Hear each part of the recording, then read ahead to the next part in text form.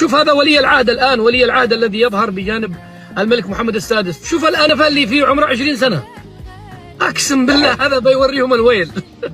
لا هو الله بعد عمر طويل للملك محمد السادس. هذا الجديد مولاي الحسن الثالث كما يسمونه الإخوة المغاربة، الحسن الثالث، نعم قسما بالله يا أخي عليه ملامح صقر، ما شاء الله لا قوة إلا بالله.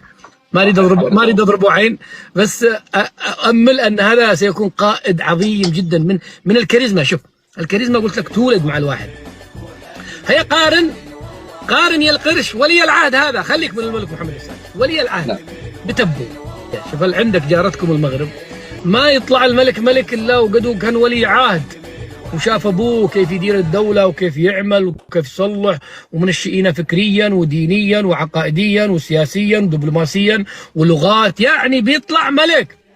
لذلك ما يتخبطوش. شوف كيف تدار المملكه المغربيه، وانتو عسكري يلطم عسكري، كل واحد يجي لك تابون بو تفليقه بو خروبه بو تخبيطه بن بله بن خرطه وش من دوله هذه حقكم هذه؟ هذا المشكله. نقول لكم هو هزيل، انا لا اهينه، انا انزله منزلته الطبيعيه فقط. مش للامانه. شوف والله ليس تزلفا لكم انتم كمغاربه، وليس يعني نفاقا، وليس مثلا انه انا ناقم على تبون، لكن والله لا يقارن.